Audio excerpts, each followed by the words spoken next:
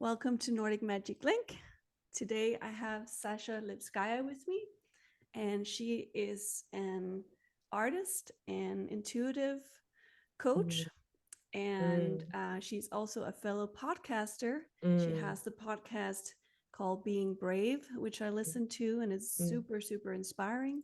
So I'm very happy to have you here with me today, Sasha. Welcome. Th- Thank you so much, Emma. I'm so happy. I'm getting tingles everywhere. I'm like, oh, I'm so happy to be here. Thank you. Wonderful. I want to hear your story, and I want people to Mm, know the work that you do and what mm, led you down this path of spirituality. mm.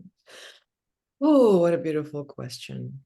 Yeah, because you use the word again, the path of spirituality. And, I spent this whole morning actually kind of channeling through the missing piece to my story. I'd been working on my story because I don't often talk about my story because there's so many stories, right? It's like, well, which one? And then I realized they're all one, right? But there are pieces that felt like they needed to be expressed more than others that I had never really talked about. And this morning, I really tapped into, well, wait, the whole story of my life is about devoting myself to being on the spiritual path and not in the grandiose, kind of this ego, I am on the spiritual path. It's really actually starting there and then realizing that's not a spiritual path. Um, and discovering that the spiritual path is actually really living in the world with the muck and the dirt and the blood and the shame and the fear, and all of that is the spiritual path if you see the truth below it, right? Because that's the experience, and the experience is true in the moment, right? But the story around it, that isn't true, right? That is what you get to actually create the world. And when it corresponds to the soul path that you're on, like your purpose, activating your gifts, really gifting something so unique and yet so just universally needed in the world, that's when you realize what your story really is. So my story isn't obviously my history. It's the story of how I realized that my whole life and all of my stories, being, an immigrant, being a child of many different nationalities and religions, living in different countries growing up, never feeling like I belonged anywhere, really feeling just the experience of being other, right? I'm other than everyone all the time. Um, that really catapulted me many times. Like there were like 3 descents into the underworld. And I'm sure your audience would appreciate I could actually share this in this way. Mm. It's really a myth. And I realize it's the myth of rebirth through the underworld that I'd been on, that was to discover myself, right? To find my inner beloved, my capacity to love who I really was. And that really is what I feel the spiritual path is for, is to be able to be devoted to the path of loving. I don't even want to say who you are. It's the what you are, right? The what you are below every part of you that's like, I'm this, I'm that, that's sure. Like again, it's your experience. It's divine. It's here. But the truth of who you really are is it's it's the basically amalgamation of every part of you, every part of your story, and every part of just this karmic, right? Just this divine guidance that led you through many lifetimes, that you are here, right, to embody the fullness of that so that you can go even deeper, even higher, even wider. And so my story really began when I realized that I was other. And in that moment, it was this fear. I was 8 years old and I was in the schoolyard in the school of Israel, in Israel, where I moved from Russia. I'm from Russia, but I was born in Bogota. I'm part Colombian, part Russian, part Jewish, part Native American, and many things. But I never really felt that was a problem, right? That any time that I expressed myself, I always felt like, oh, I'm just in the world. I'm a child. I'm playful. I was always very intuitive. So I always found myself just connecting to anyone and everyone that I was with. And having grown up in a house where my stepfather was an artist. So I was very, just in this very surrounded by the creative forces and by this power of intuitive development and spirituality without knowing it. My parents, followed many paths, and it was never this, or that. I was very fortunate in that way. Again, I know that it's not coincidental, right? But I am fortunate in a way. And so I was 8 and it was in this schoolyard and, learning more about myself and in this new country, new language, first time in my life that I really couldn't express myself and understand what was happening around me. And yet I wasn't scared. I was, like in a new place, right? And I'm like, I'm going to find a theater studio because I'd always wanted to be an actor, right? It was like the first moment I got there, I was like, okay, where's the library? Where's the theater club? I'm going to, this is great. So, you create this, again, idea of what's going to happen. And then I'm in the reality, right, of the human experience where there I am, this immigrant girl in the schoolyard, Israel, these kids are around me. And I realized just with, again, my intuitive senses that I wasn't wanted. Like they did not want me there. And I had understood like intuitively, but also it's almost as if I could understand Hebrew, at which point I didn't, but I could understand what they were saying. And I was literally listening to the words of my biggest fear, right? Any child's biggest fear, which is, we don't want you. Yeah. And that's where, again, in childhood, we create all of this, again, all of these ideas about where we belong, where we don't belong. And we most often, right, a lot of people that I work with, I'm sure a lot of people that you work with, and maybe yourself, have created this story of survival, regardless of your parents, right, or your family. Could be because of them as well, right? But they do the best they can, right? But again, your soul chooses the path of discovering yourself through the path of forgetting who you are, right? And so I, in that moment, feeling so incredibly just ashamed, right? For no reason. But what is shame?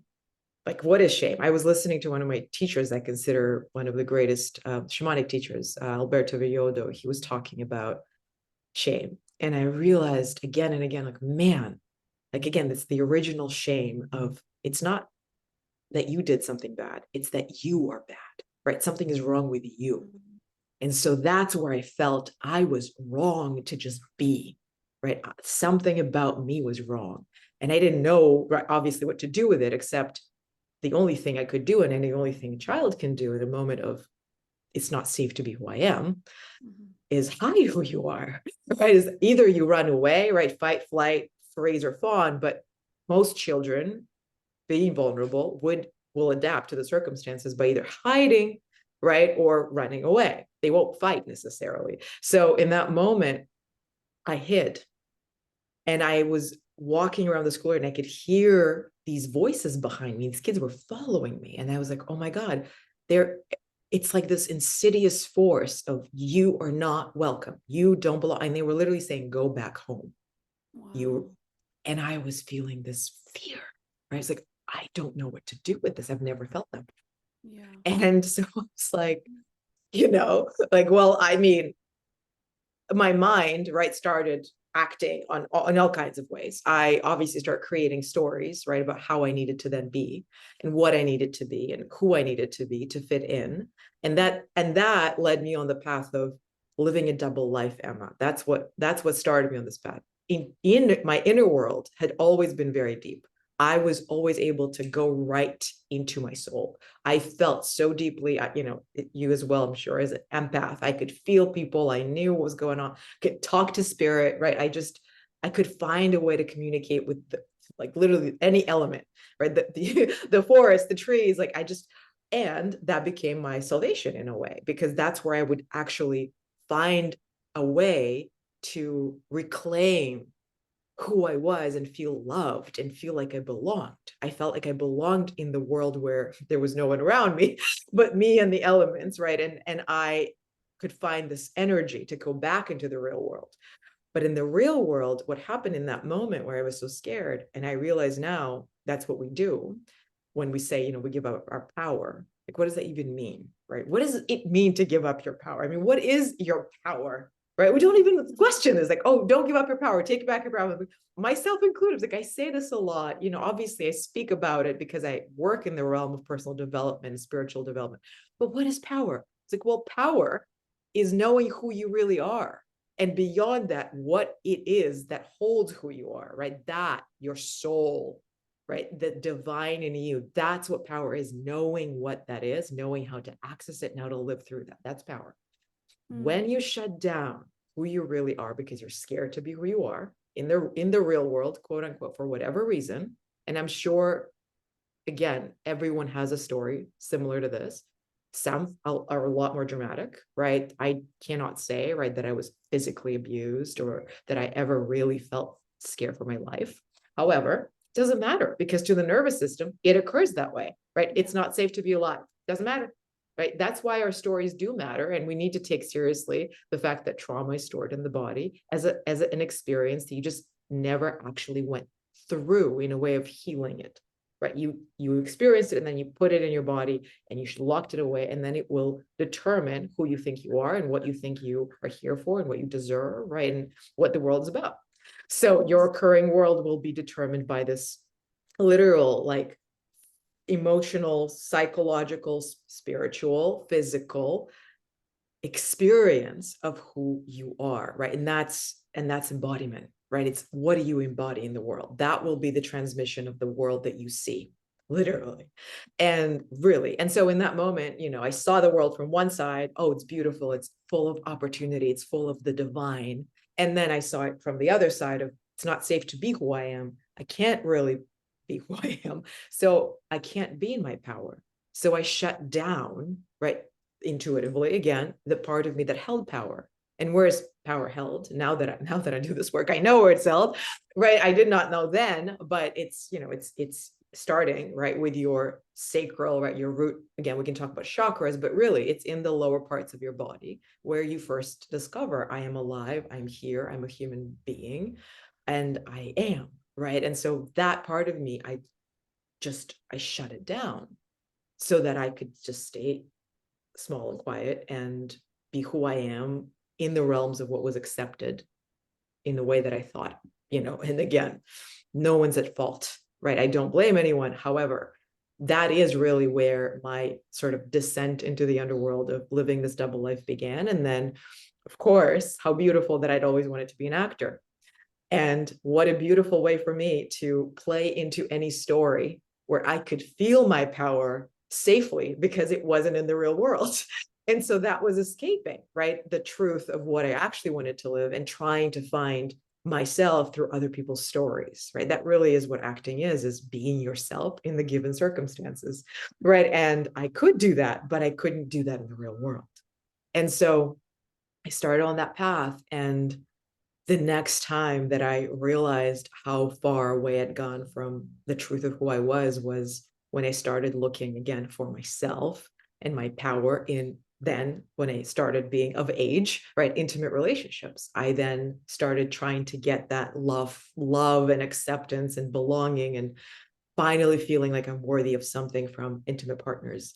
And as I was on this, again, path of trying to love myself, basically that's what it was, through my acting career, right, trying to belong in a story and an industry, right, that is set up perfectly to basically make you feel like you don't belong anywhere, from casting agents to, and it's just, again, that, right, and you know what I'm talking about. And again, you don't need to be an actor to experience it in the real world. Anywhere you go, right, you need to look this way, you need to be this way, this is what happiness looks like, this is what health looks like, this is what sexiness looks like, this is what life should look like, right? And so I was on that path. And then at home, right, my personal life, I would go and try to find myself in intimate moments with my partners. Really, like, it was through sexuality, right? It was through connecting intimately. I keep repeating that word because really what intimacy is, why we crave it so deeply, isn't because it feels good to the body. It feels good to the body because it feels good to the soul, right? And what I was craving is that I was craving, and I'll ask anybody, and I know the truth of anyone's heart will tell me that why they love being in a relationship, right? Why they love making love, why they love, right, feeling touched and held and kissed isn't because, oh, it feels good.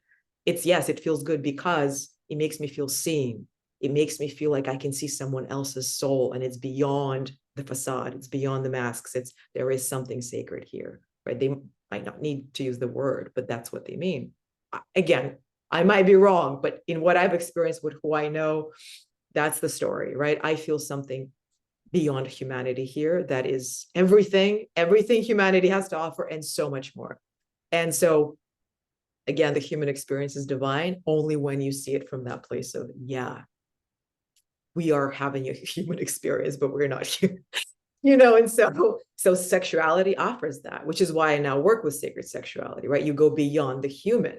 And as I was looking for that, I found myself in emotionally, again, abusive situations where I'm not blaming anyone, right? I was just as a part of it as anyone else, where I would withhold, right, the truth of my heart. I would feel like I actually wanted in a way to be rejected, right? Because it would make sense to me, right? When I felt rejected, something was right, because that's what I experienced growing up. So like, okay, well, so again, we do these things unconsciously, right? But I'm explaining this to your audience because I really do know and I understand that everything that we're trying to find, right? Everything we're trying to just experience in this world is connected to us completely rewriting, right, the story of what being loved actually means. And the experience of it is non-negotiable. You know what it feels like. But what needs to happen for it to happen to you, that is what needs to change, right? And so for me, it was, well, I need to be with people who are unavailable or abusive or controlling, right? Why? Because in that moment, I would struggle. I would feel like I'm not enough, or I'm too much, or I'm not accepted, and I can't express my heart, and I'm not loved, which to my nervous system would mean I belong. Because if I don't belong, I belong, right? If I don't feel like I belong, basically, I belong. Now, there are different ways to look at belonging. I actually don't feel like I belong anywhere right now because I belong everywhere, right? But that's very different from what I felt then, which is I need to belong to someone or something. I need to be taken care of. I need to feel like someone wants me, literally. In industry, in my acting career, in personal relationship, in my family, somebody needs to want me and make me feel like I'm worthy and good enough. And again, the overachievement, right? The trying to be something, to succeed, career titles. So so that was my like deepest, let's say, that moment realization that I was still doing the same thing, right? In my acting career, in my personal life, I was doing the same thing. I was trying to sell my worth, and I call it the shadow of the prostitute. And, we talk about archetypes, we'll go there. But that's where I really started to embody it, right? I was doing it on set. I was doing it in audition rooms. I was doing it in my bedroom. I was doing it in my kitchen, like sell myself, buy me, right? I don't know who I am, but you tell me. You tell me what you want to buy and I'll be that, right? Because I need somebody to take care of me, make me feel like I'm belonging, right? So again, nothing is wrong with that. It's simply that it's not true, right? It's not true. It's not a true story of what I actually needed. So through that was I'd say the second descent into the underworld. I basically realized in my mid to late 20s, that I really wasn't right on the right path. I did not feel good about who I was. I felt like I wasn't loved. Although, again, a part of me knew that I was, but I couldn't understand how to live in that world, in the real world. So I was like, okay, well, when I withdraw and I just go to walk in the woods, I know I am here. And then as soon as I have a conversation with my partner, or I'm, trying to get a role in a movie, or I'm in school, it's like I morph into this person who just is trying to get anyone and everyone to love them. And it's not me. I don't feel good about it, but I don't know how to do anything else. So that brought me to a place where literally, Emma, a horse threw me off, and literally threw me off. I was horseback riding. I love horses. It's one of my spirit animals. It came to me last night, actually. And I was like, what is happening? Something is wrong. You could feel my energy was wrong. And so what was happening is I just moved to Vancouver, where I was going deep into again, acting full on. I'm going to make it. I'm going to be the best most famous, blah, blah, blah, blah, blah, right? It's great. And That, nurses are so intuitive. oh, that's the thing. It could Yeah. feel that I was not living the truth of myself, right? And it was like, I'm not having you sit on me. Yeah. Wake up. The Yeah. words that they want you to be in your power. They want you to Yes. control them. Yes. Yeah. Yes. They want to submit to you. Yes. Exactly. But they can only submit to you if you're in exactly what you said, if you're in your power, not overpowering them, not controlling them, but power with, right? Yeah. Your power gives them power. They can trust you. Yeah. Right. And that moment I wasn't trustworthy because I couldn't trust myself. Right. So again, loving yourself means trusting yourself, means knowing who you are, means being in your power. Equal, equal, equal. So Yes. I didn't have any of that. I had pieces, right? But I didn't actually embody it. Right. I didn't know how to, but I also in that moment did not know that it was even an option. Right. So I was thrown off the horse. And I realized but then again, the divine intervenes, right? I literally had an knowing, right? That, well, one thing, you have to leave this relationship that you keep coming back and in and out because you're so afraid of being alone and you are not in a healthy place. And yes, it is abusive actually. And you know it. And you're actually scared for your life sometimes. And you're not actually owning it. So your body's shutting down even more, right? In that moment, I was really, Emma, like, that was me shutting down my sexual energy as well. I was like, it's not safe to be fully expressed because I keep attracting something that isn't good for, like, I could feel it could be abusive. It's no. So I shut that down. And the other part was, you need to leave this industry. You're not happy. This is not why you want to be an actor, right? No, like I just had the realization. And with that, obviously, I was moonlighting as a waitress, which again is all to me in that moment, right? It was trying to pay for being an actor, right? But literally living at this life where I would be paid, right, to look good in black, right, and wear heels and be nice and smile and all of these things. And I'd done a lot of different waitressing jobs, but in that moment in my life, it was really, I was embodying the prostitute, right? I'm not throwing any shade at sex work. This is not about that, but it's the archetype of I really was selling what I thought people wanted, right? Mm-hmm. And so I was like, and I need to leave my job. So I was like, well, okay, so everything, right? So I'm like, okay. So I prayed and I was like, I need to leave all of this. And this, again, small injury, right, physically that I got, I was like, okay, well, it's giving me this pause to actually use it as well. This happened to me. I need to like rewire where I'm going. So I started the process of withdrawing myself from the industry. I knew that was happening. I didn't know where I was going, right? But I was like, okay, I'm not going to stay here. And I also I knew in my soul, I did not want it enough to actually know, right, that it was my path. I was like, no, I know it's not my path, because if it was, I'd want it from a different place, right? I'd be devoted to this. I'm devoted to art, but not in the way that, I was trying to be in acting. And I'm like, no, there is something else that I need to do, but that's not it. So again, just knowing the truth, like, no, this is not it. And then, so I left the relationship, and also my job, which incidentally, in a way, I was kind of let go and left it all at the same time. So you create what you want, right? So I created opportunity for me to not do very well so that I could be, yeah. And I received a position as a social worker in a youth center in Vancouver. And it was my first time working, really working in a nonprofit where I could actually express in a way the gifts that I use now daily. That's what I do, right? I listen to people, I hold space for people, we do energy work, we do all kinds of things, but it's all about me loving them, right? And really loving them from a place of knowing who I am, what I am, loving myself, right? It's creating that sacred container of love and unconditional acceptance because I can give it to myself. So that's where it started. Professionally, I first felt this it was exceptional. It was like, oh, I'm not really doing anything, but I'm in the space of what feels like true service. And it's not about me. And yet I do need skills, and I absolutely need to show up and, do work, and it feels good to my soul. And so that is where I also encountered my first intuitive spiritual guide coach, who told me, she just looked at me, she said, you're a light worker and this is what you need to do. You need to do this work. Like, I'm not going to tell you how, right? But I'm just telling you what I see. And that was my first experience with actually being seen in that, right? And I was like, oh my goodness, this feels so true, but I know what it means. What do I do? Do I go back to school and become a psychologist?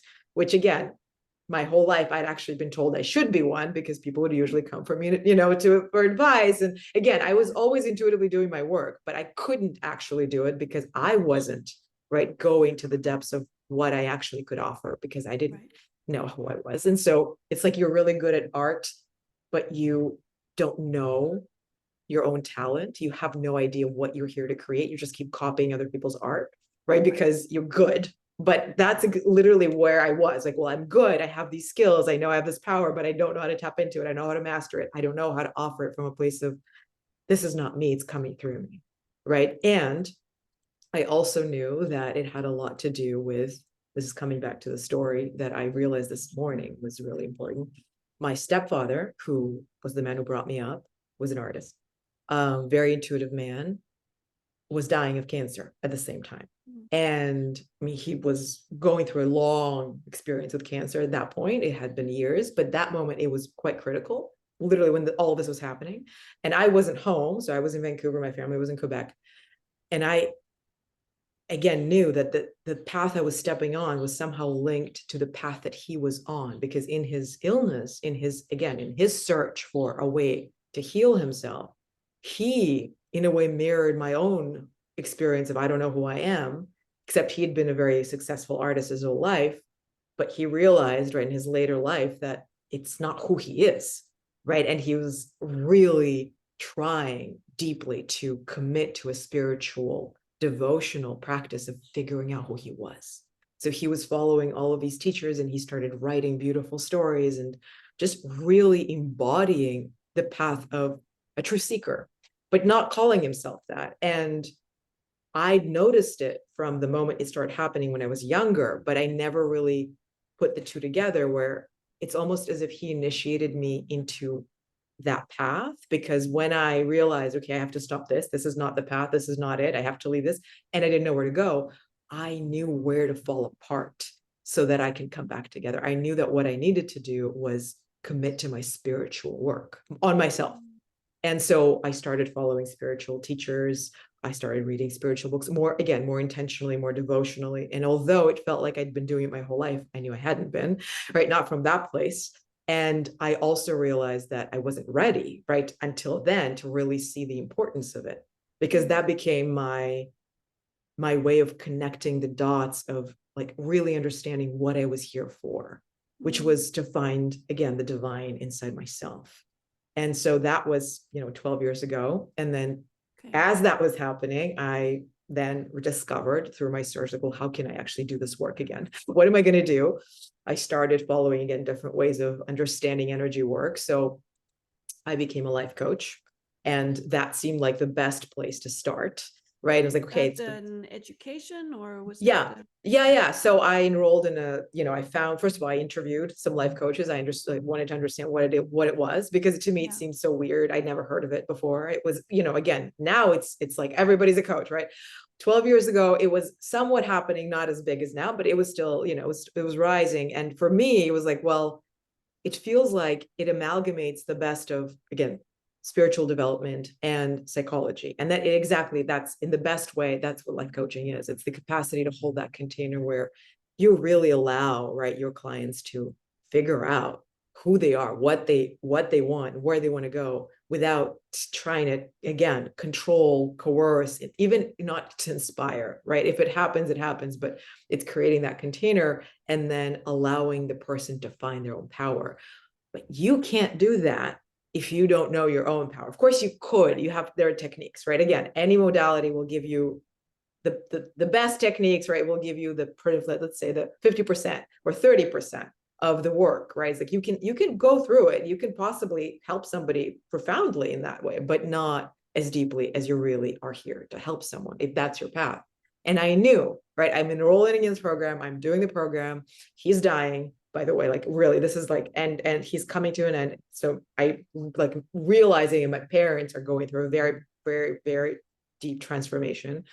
I don't feel like I can even be there for them, because I'm still recovering, like, what am I doing? Where am I going? And I'm enrolled in this program.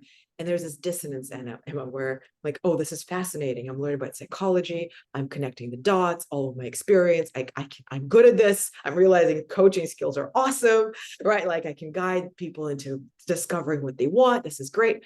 And yet I could feel it was very superficial stuff because I still wasn't, right? I wasn't really connecting myself to that because I still wasn't connecting to who I was. I was still trying to find a way out of it. So I was like, it hurt too much. I don't want to be with the shame. I don't want to be with the grief. I don't want to actually express everything I am because I'm still literally scared. I'm scared to fully be who I am. And in that, I can't really show up for the people I love. Right. And that's what I realized today. Because of that, I intuitively knew I couldn't do this work fully. So I did it. Right. And I tried to like pursue it in bigger ways, but I almost intentionally sabotaged myself over and over again because I did not want to show up and say, yes, I'm here to be the healer that I am, because I knew there was so much inner work, so much healing that I hadn't done. And me not being able to show up for him and my mom, and that I knew that was literally this like a symptom, right? That I couldn't hold space for the closest people to me because I couldn't hold space for myself. So yeah, if you showed up as my client, I could hold space for you. However, not in the way, obviously, that I do now, and not in the way that I know we're meant to, if we really are walking the path of healing for other people, right? It's like, you can't take anyone as deep as they need to go if you haven't gone there yourself. Basically, you can only take them as deep as you can go, right? Yeah. And so in that time, again, I knew can't fully do this. If I'm not doing this fully, I'm not going to do it. So I like withdrew Emma completely. My father passed. And in that moment, I was like, I'm not going to be a coach fully, right? I can't do this. Like, this is becoming like show business. It's all about Instagram, but not about the work that I know I need to do. And I'm using it, right? I'm like, oh, no. It's like how I look. I'm like, no, I'm allergic to this now, right? I can't do this, but I don't know what else to do. So I kept coaching, right? But not calling myself a coach, not doing anything around it. And Emma, what happened then is I went into a full-on, I'd say like 5 to 6 year incubation. Like I went into the archetype of the nun, where I was like, okay, well, clearly sexual energy shut down. There's healing to be done. I want to do this. I'm grieving. I don't know who I am. I'm in the underworld. Now I know where I was. I'm in there. I don't know anything. I'm all like, I'm ash right now. And I need to rise, right? I need to rise, but I can only rise if I give everything up. And so life created that for me, created an opportunity for me to withdraw completely from the world. So I would go out. Obviously, I would see some people, but most of my friends kind of fell away. My friendships fell apart. And I stopped dating. I stopped being in intimate relationships. I just did not want to, right? I was like, this is just going to distract me from what I need to do. Not advising this to anyone, right? Maybe little bits of this is helpful, but that's why I'm doing what's work. Like, you don't need to do 5 years of what I did or 10 years of what I did so that you can realize how to love yourself. There are ways. And what I did not know then, and what I know now, is what I was really craving and missing was the embodiment piece. I was not working on my nervous system. I was doing the spiritual work. I was following very, very like rigorous spiritual routines. I really was incubating, right, in this rebirth, but I couldn't embody it fully. I couldn't transmit it. So I knew the power was there. I was, it's like, you're like, okay, it's here, but I can't really say it. I don't, So that brought me to, let's say, the last initiation, which is where I emerged from this slumber, where I was like, okay, well, if I'm going to live in this world, I need to be in this world. And I clearly feel that this withdrawal is not healthy anymore. And I could feel the depression set on, and my body was like, okay, we've been shut down for a long time. Like, we gotta wake up.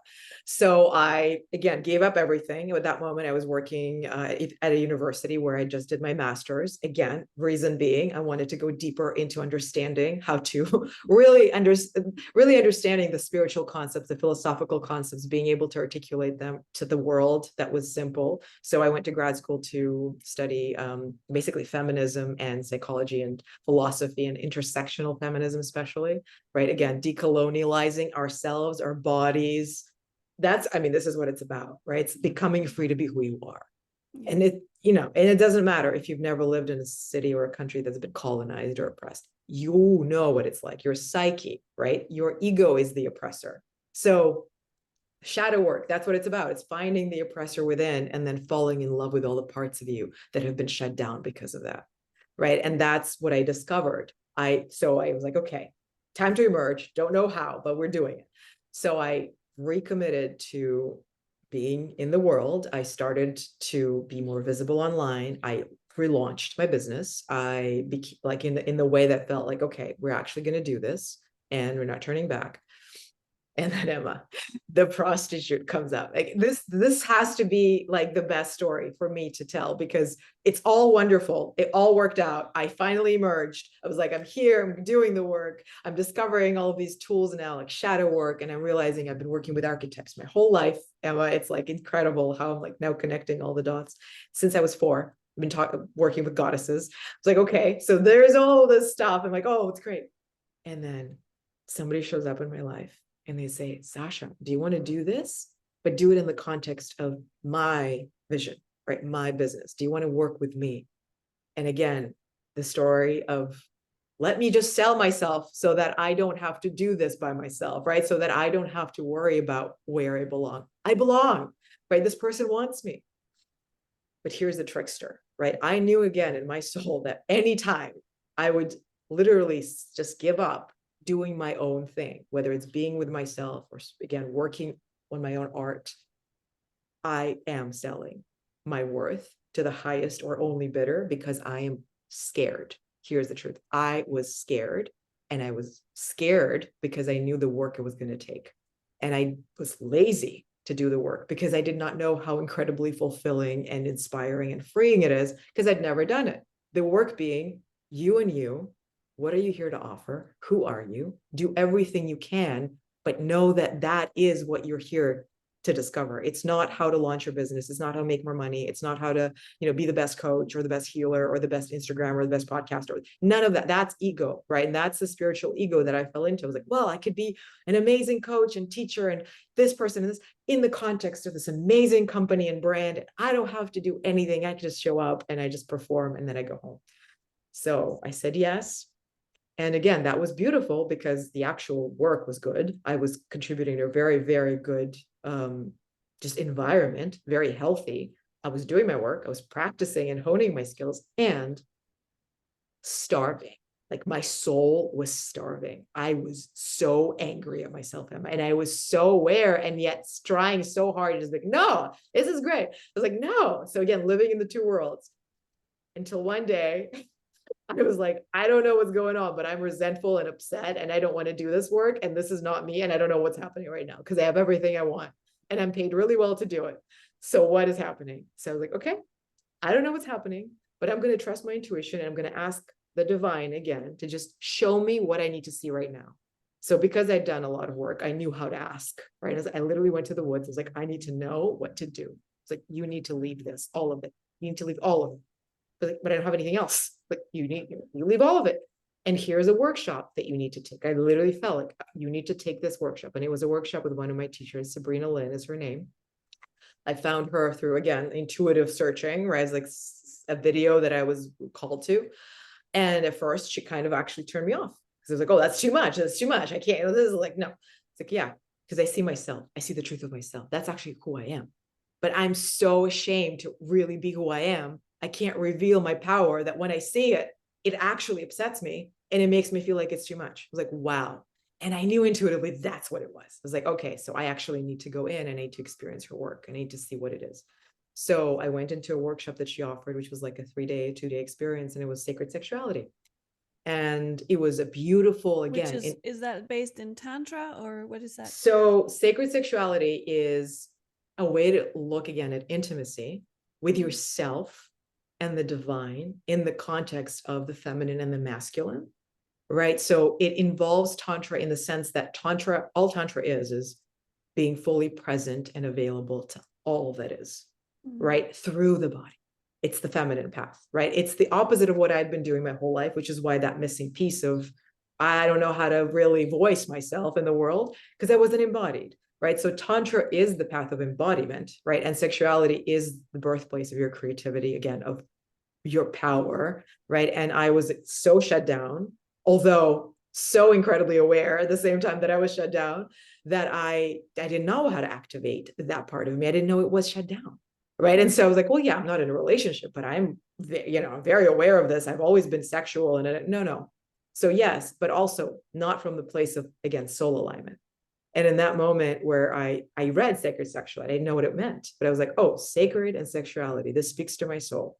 So what sacred sexuality is it's a way to connect to your intuition and your sexual power, not the same thing, right? In your body so that you can fully, with no turning back, see the wholeness of yourself, like we started with, the shadows and the light, the muck and the dirt and the blood, and see the divine in all of it.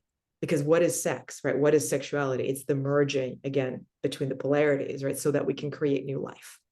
And that's what creative process is. When you sing, right? It's, again, the capacity your body has to create something has never been, because you are here. Now it can be, but you have to activate, or again, your creative capacity, and then your capacity to then offer that creativity to the world in a way that actually serves.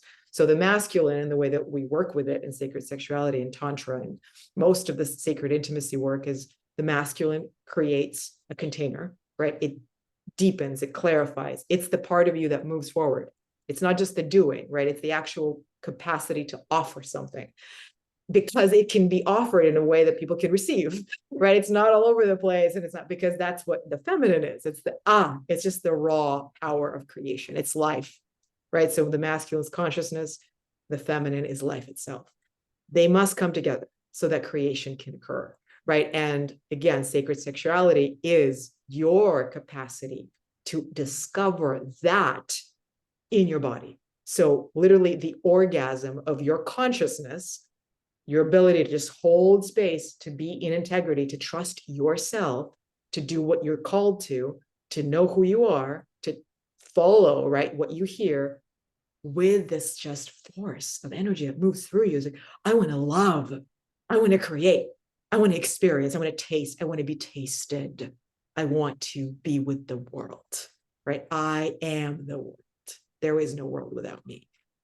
And that's the feminine, right? And so the both of these energies coming together creates your sacred union within yourself. And sacred sexuality is the study. It's literally the study of how to do that in every moment of your life. And then, of course, from that place, how to do that in a partnership, so that you can evoke, right, the masculine and the feminine in your partner, and you can dance together, right, in that beautiful, harmonious way we all want to, so that you can be loved and you can love as who you really are.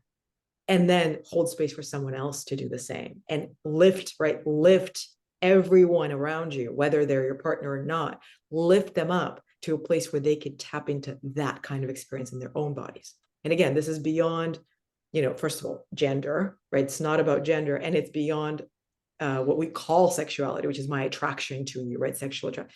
Of course, the charge can be there, but it's really about, I love looking at your soul.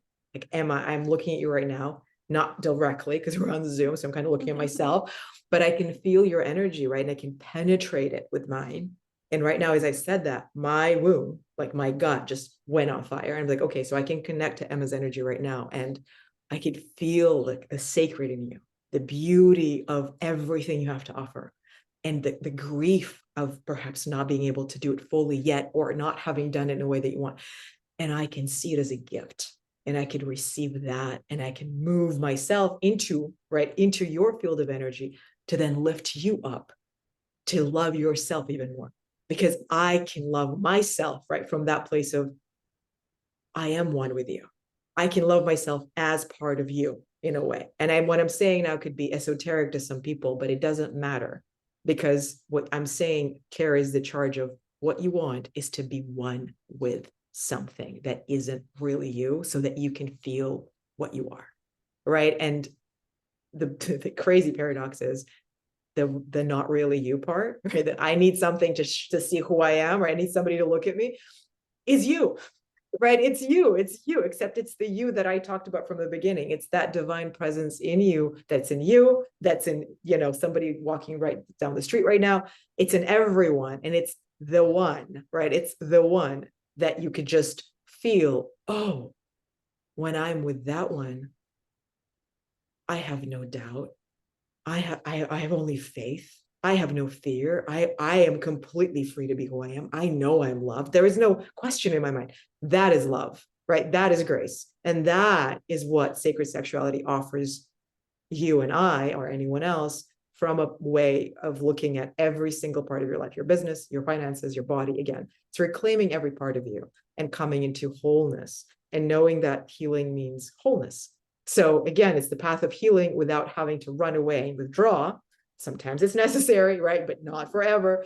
And then knowing how to become the healing. Like, my healing is not over. It's never going to be over. I'm a human being. I'm going to fall apart and be hurt. My heart's going to be broken every day. That's the point. That's the work. That's how I know I increase my capacity to actually do my work in love, because I then realize, oh, I'm called to heal even deeper today. Okay, all right. I'm called to go even deeper myself today. And guess what? That's every day. The part of me that just said myself, that's the arrogant part that thinks that it doesn't need to do any more work, right? And that shadow arises and then gets distracted with, oh, we're done. And that's exactly when you will be thrown back into this dark night of the soul of, you thought you got it. That was not it, which is what happened to me when I, sold myself yet again and started realizing I was starved. And then I ended up in this workshop, and literally what I felt, there was no like, you should do this, right? It was a clear, you can't be here. But what's next is not on offer yet, Sasha, because guess what? The one thing that you've never done is just be with the not knowing, but know that you actually are already doing the work, and devote yourself to the daily practice of what you're discovering in this work right now, to actually hold, right, your body, your spirit, your soul in a way that you've never been held, working in this embodiment space, to figure hell out finally, like really figure the hell out of hell, right? Figure out who you really are, but only from a place of not trying to get someone else to tell you, direct you, offer you advice, right? Guide, absolutely, right? So get yourself some help, get yourself some teachers that will hold that space for you, right? That's what we, again, talked about coaching, not teaching you where you should go, but holding the space masterfully, like this woman did in that workshop, where you can tap into the truth of what you already know, but you could finally feel free and again, trusting and safe. And that's the key, Emma. I was feeling that safety because I stepped into that container from a place of, I have nowhere else to go. And it must work from this place of, I don't know where to go. There is nowhere else. I've gone everywhere. But I know that I must find the safety to fall apart and come back together, and know that I will take all the time I need to birth what I need to birth from a place of, I already know. So all this to say that the story is, I completely rejected who I was and what I knew to be in the world. I withdrew from the world to find myself again. I found myself, but then I couldn't embody it, right? And then I realized that what it really was about is the initiation again of the complete death of my ego, which, let's just say, that was ego. It's not dead. It's never going to be dead.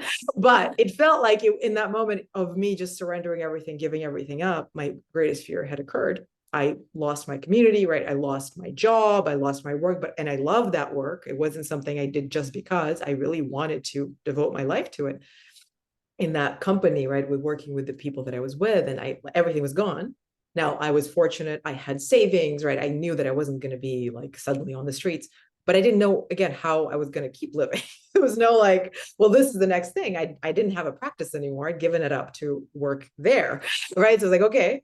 So I was like, okay, I don't know what, but I need to commit to the daily practice of sacred sexuality, of sacred intimacy, of embodiment work, of literally doing the physical, laborious work of talking to my soul in a way that I never have. So getting up from the meditation cushion and moving my body into submission to the divine. That's what I did. And I did that, for the full year, which was a couple years ago, maybe a year ago, still doing it. Right. And slowly but surely I started channeling through, oh, this is the work.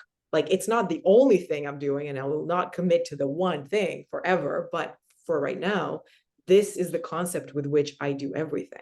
So everything I do, I use different therapeutic modalities. So now, I call myself an intuitive coach, but what I am is I'm a space holder, right? I am a facilitator of grace in yourself, in myself. And yes, you said I'm an artist. I love that you called me an artist, because that's what I am. And I call myself that from a place of, the art is literally the energy that does the healing every single day within myself, and that I can then hold this container in and around, right? The container isn't just around the person, but it's inside of them, right? In and around the person, so that their inner artist of healing can come out.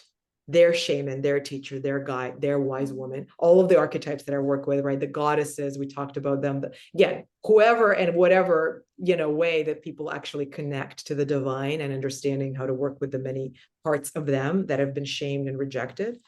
That's integral. I use internal family systems, which is a psychological modality, right? It's psychotherapeutic, excuse me. I'm not a therapist, right? But I'm training in it because it's also working with archetypes, but from a more scientific way, in a way that some people feel a lot better about, right? They can understand that. They don't want to talk about goddesses, right? They want to talk about, oh, the part of me that feels shame and is 4 years old and locked in a room and crying, right? And I can say, yeah, your inner child, right? Or I can say, well, yeah, we can call her Persephone before she descends into the underworld, right? But some people are like, that's ridiculous. Why are we talking about Persephone? But some, again, to some, and But you and here we I, can talk about yes, goddesses. absolutely. Okay. Yes. And I realized that as I'm talking, it's been like almost an hour, and I'm just talking about the story, right? You asked if I could talk. Yeah. I can talk. Um, but Well, that's the story. it's a beautiful story, and I can actually relate to it a lot. I have a similar background, but just with music, Yeah. and always yeah, wanted to probably be acknowledged, because I didn't have my father around when I was little very much. Mm. And I also had a stepmom that was Mm. not really wanting me around. So that feeling you're Mm. describing of not Mm. being welcome and not being loved and held the way I was, that I felt like I Yeah. needed as a child, definitely probably Yeah. is what pushed me into wanting to be on stage and wanting to become Yeah. somebody, Yeah. um Yeah. and uh and that, of course, still pops up every now and then. um and Mm. then I had just had a little, after my divorce 2 years ago, Yeah. when I went into a cult. Yeah. Yeah. You were Yeah. telling me, I was like, that's wild. Yeah. I had a little bit of that hermit life of just Mm. withdrawing, and now again, Mm. this winter I went to Mm. Sweden for 3-4 months and was just Mm. completely by myself in nature, and I Mm. felt so connected and just really so Mm. intuitive, feeling all my power coming back. Mm. And now that I'm back in the city, it's like you were describing, it's a little bit hard Yeah. to stay in that, Yeah. because I don't have nature around, and there's so many energies around in the city Yeah. with people, Yeah. and then I kind of fall in and out, and then there's so many different ways, there's so many different places I could go with. I know Yeah. I always want to do music, and I always want to do Yeah. spirituality and sacred music, Yeah. but there's still so many different ways I could do it. And then whenever Mm. something is offered, I'm like, oh yeah, I could do that, like exactly like what Yes, you were saying. yes, Like, oh yes. yeah, that makes sense. This is like an opportunity from the universe, but actually, Trickster. Yes. yeah, Yes. but Yes. actually like coming back to what is what am I here to do? And it reminds Mm, me of when my father passed away. I went soul searching, and I took um a shamanic journey workshop in Sedona. mm, And mm, what came to me during these sessions was that I needed to use my singing for healing mm, and for mm, transformation. mm. And the shaman said, when are you gonna stop singing other people's songs and Ah, sing what needs to be sung? yeah. And it's like I'm still doing it on and off. It's like I will Mm, sing some songs that come to me, but then I'm like, hey, mm. I need to make money. Let me see if I can find Yeah, yeah. some party gigs, or whatever. Yeah. So it's an ongoing thing, and it's a beautiful story that you have, because I think we can actually all relate, whether you are advanced on your Yeah, spiritual yeah, journey or you just started yeah, it. This yeah. it keeps coming back, and we have to come back to yeah, being in the muck and Mm-hmm. finding our way through. And Mm, it's not, like you said, it's not to be a hermit, mm. even though I want to live by Yes, me myself too. out in Yep. nature. Yep. you I know feel you, um sister. we're not really being Yeah. challenged out there as much, a No, little bit no. maybe with feeling alone, but Yeah. But that's but a beautiful challenge, right? It's like, oh, but I'm not alone, right? And that's where it's like, oh, I'm with the divine and with the yeah, beloved, which is yeah, beautiful. yeah, yeah. And Exactly. And exactly. then Yeah. it's just so perfect that we're talking now. And I just had that experience I share with you Mm-hmm. few weeks ago, where I Yeah. actually did see my inner masculine and feminine Yeah. come together in sacred Mm. sex. Mm-hmm. Yes, And yes. it was such a Mm-hmm. powerful experience. Like I Yeah. really, really felt like, okay, there's like this male energy inside of me Yeah. now Yeah. that is like uh whenever I feel lost, it's like I can tap into Mm. it, and it's like Yeah. holding me, and then I don't Yeah. feel Mm. confused, and Mm. and I'm not looking Mm. for love outside of myself. Mm. Oh, okay. So Everyone, what she it's just said. yeah. So Yeah. we need to talk about archetypes, because so this is like the male and feminine Yeah. energy, but Yeah. what is this actually, and how are we, why is this so powerful to Mm. work with, to call archetypes their names Mm. and then Yes. work with Yeah. them on the inside? What is it that it does Mm. to us? Yeah. So I feel like, Emma, what it does, well, to your nervous system, to anyone, right? As soon as I say, Emma, can you right now tap into the lover inside of you? You just feel the lover, Aphrodite, Venus. Just feel Mhm. her. You feel her, right? I can feel her now. And you can feel right now the feeling of just this bliss, right? It's like, oh, she feels so good. Now, how is it that you can experience that? And then again, let's say a romantic encounter, you're with someone and suddenly you feel, oh, I feel ashamed, right? I feel like I need to hide myself. I'm not, because you don't feel safe, Yeah. right? What we just did feels very safe to the nervous system, because your psyche can relax into doing something incredibly intuitive, which is connect your experience to the universal, right, collective, as Jung called it, subconscious of the stories that our species have lived for millennia, which are intimate, right? Your experience of the lover is intimate, but it's universal, because everybody knows what that feels like. Even though you may never have, quote unquote, been in a loving relationship, this is what you're looking for. And if you do the work, you will not, right, show up to something that is called a romantic relationship, right? Or, like you said, singing someone else's song, where, because you know so deeply, again, this moment, your ability to embody it will determine whether or not you say yes or no to the experience offered, because you'll say no. I'm embodying the lover. I know what love in my body feels like. This, this is not aligned, right? This is not in resonance. There you go. This is not in resonance with the frequency of this archetype. So what an archetype is, it's like, yes, it's a frequency of a story, right? Of a character that you and I and anyone in this world can immediately connect to. So umbrella, right? For any and every experience of the lover, the witch, you know what that is. Now, again, there are many different ways of talking about archetypes, like you and I connected, talking about the goddesses, because again, for millennia, why do we have myths about gods and goddesses? And again, many cultures across the world, because again, that's how people made sense of the world, of their lives, and who they were. Right. And the gods and the goddesses. Yes, the energies. Exactly. It's the archetype is the energy. Archetype is an energy. It's a container for your experience of that energy. Right. Oh, it's safe though to my nervous system to walk into it because it's not really me. Right. It's a part of me.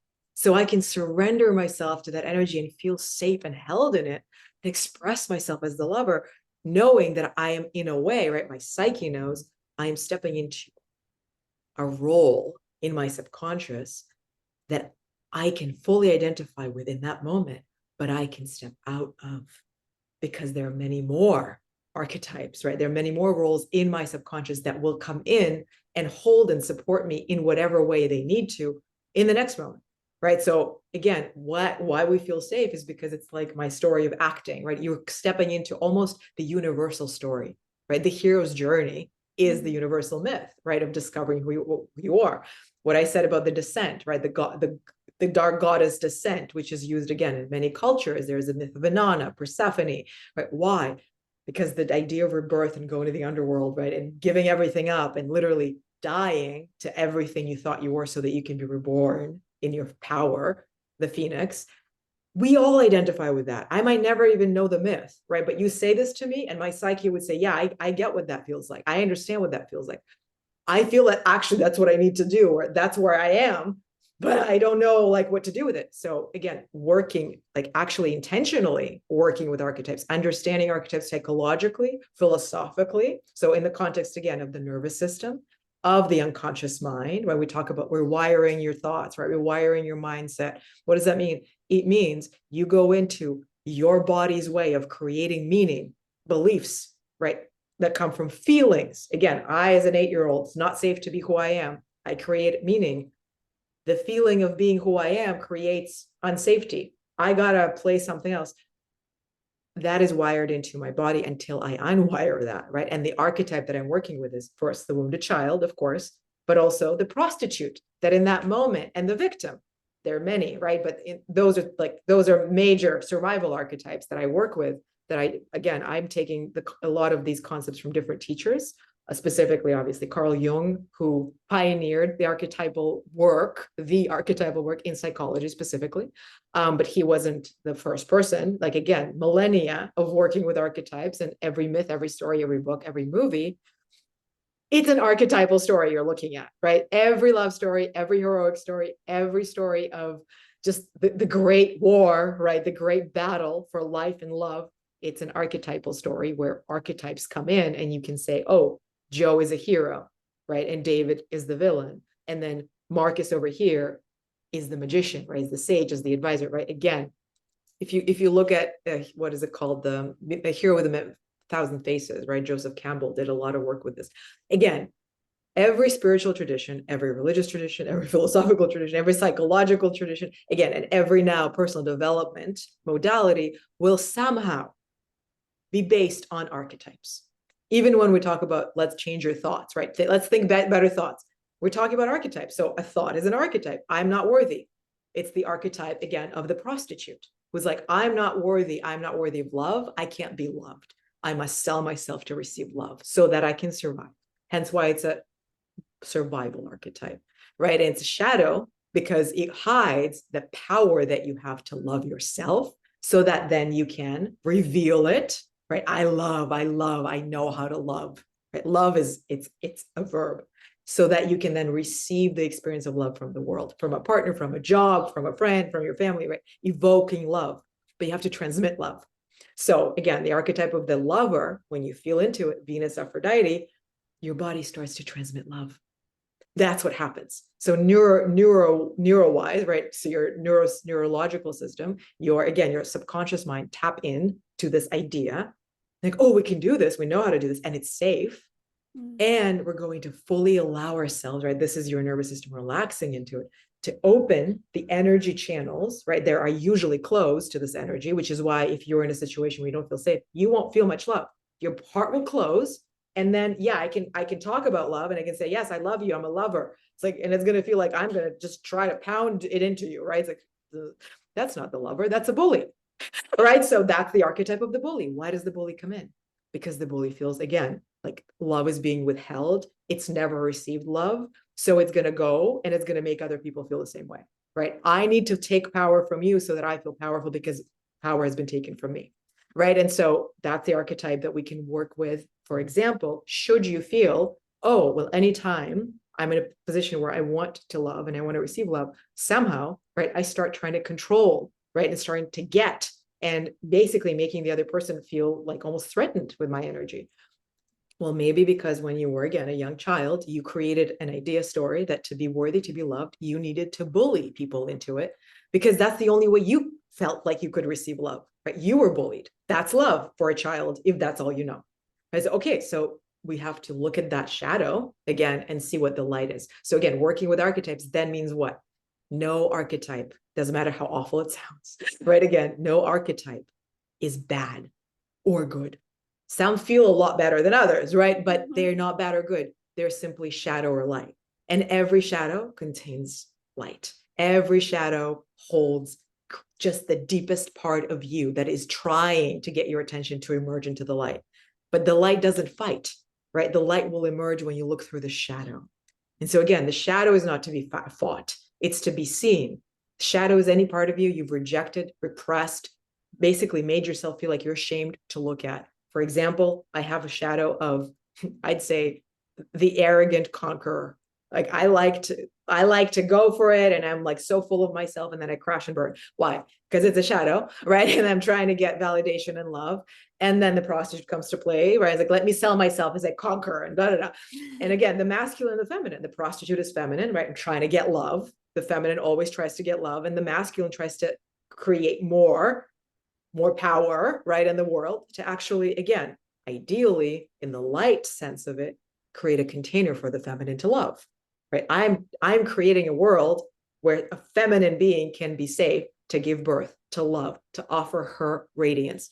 That's the divine masculine, right? That's consciousness. When it's wounded, when the shadows are active, like my masculine was for a long time, it's still there, right? But I'm working with it a lot more, obviously, deeply now. It's a lot less obvious now, but yeah, it was, I'm going to go and I'm going to take and I'm going to achieve, right? And I'm going to do this. And then the prostitute, again, the wounded evokes the wound. So the wounded masculine for me was very much like the soldier, and very arrogantly, like not leader, right? But quote unquote leader, arrogant conqueror is what I'd call him. I just called it for the first time. That was the first time I named it, but that's what it is. And so I was like, okay, so that arrogant conqueror is going to evoke the wounded feminine archetype of the prostitute, right? Oh, well, this is the world that I live in. Just going to pillage and rape, right? Take over and control. It's all about what we can get. I'm not worthy of anything. I'm just going to sell myself to anyone who'll buy. So the merging of those two, what a great life, right? Now they're not always active, right? But they're always there. And for me, they determined a lot of my story. Now, the reason why archetypes are so powerful and I feel really important to learn to work with, and you don't need to go super in depth or learn all these different concepts. All you need to know is there are many parts of you, and then there is the you that holds it all, right? And the you that holds it all, to me, that's the divine, right? That's the part of you that's impersonal, that's not attached, that just loves, that welcomes, that literally is here to show you the truth. That yes, you have the shadow, and let me show you the gift that it holds, right? But you have to look at it, you have to do the work, you have to sit in the muck and the blood. Again, to give birth to a baby, it's not a pretty scene. That's what it takes to actually, again, reveal all of the light underneath your shadows. You have to go into the blood and look at the parts of you that you don't want to look at, knowing that that's a reflection of the world, obviously. And in that, you actually get to recreate the world. Because as you embody, like I said, let's say the lover, as you transmit that frequency, as you work on it as an actual spiritual practice, like embodiment work with some of my clients, we work on, again, everything I do is about self-love, but some people are extremely focused specifically, right? I want partnership, right? I'm looking for my beloved in human form. Like I'm here to create a harmonious relationship or mend the one I'm in and uplift it. Okay. So again, the lover archetype is going to be very important. What ends up happening is their transmission of that energy, right? That's the work part of it that they really need to be devoted to, seeing all the other parts, like you expressed, Emma, beautifully, that have to come in to actually support that, right? So then we're going to work with the archetype of the warrior, right, that holds the lover. We're going to work with the magician that comes and blesses their union and creates magic from it. We're going to work with the archetype, absolutely, of the child, right? And then of the queen or the king, right? Because what happens at the end of the story is the initiation of the hero, he, she, they become, right, the leader. They don't necessarily have to call themselves king or queen, right? But that's the sovereign, right? It's the power to really serve this world and the people around you as if, yes, they are your people. This is your world, and you are a servant of it. So you are leading people to discover, right, the power within them, the healing within them, the art within them, the love within them, through embodying that. And that's kind of the quintessential, right, experience of archetypes, is where you play all of them and you know how to tap into whatever one needs your attention right now. And you always understand that the whole journey of this work isn't about you, withdrawing from the world and going to play into archetypes so that you can feel safe to express the lover. It feels great. No, the point of this work is so that that becomes your trait.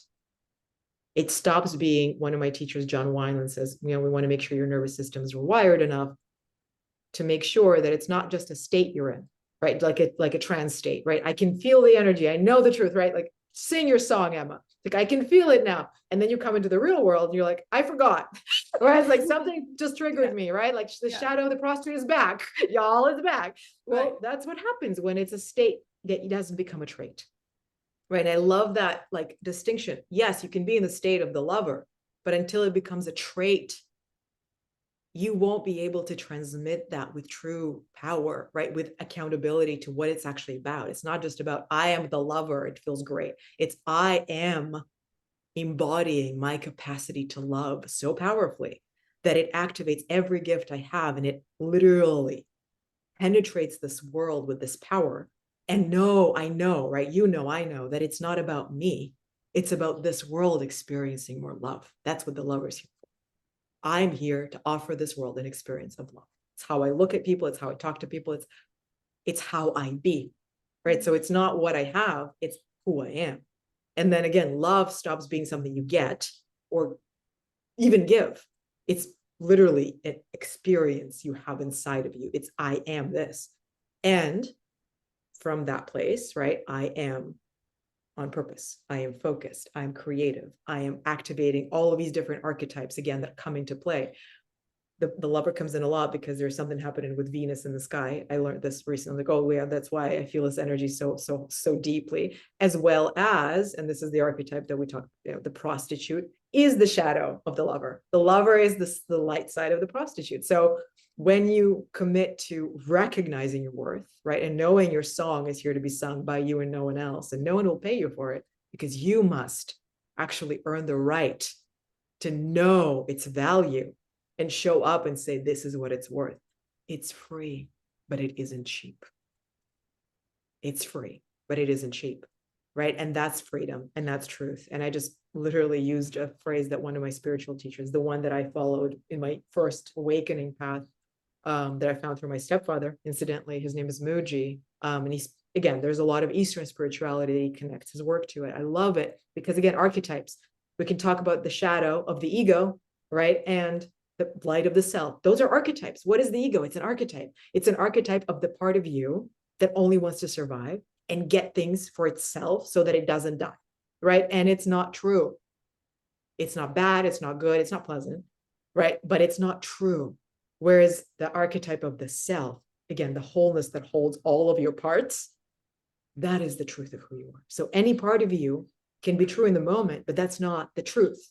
The truth is what story you start living, right? Through that, the truth of your experience becomes that. And then the truth is who you know you are underneath all of that. I'm talking to you, I'm a coach. Is that the truth in this moment? Yeah, it's part of the truth, right? But the truth really is that it's one soul talking to another soul about itself, right? And that's all this is. And so the archetype, again, even the archetype of the soul, you can talk about the soul as being an archetype. What is the soul?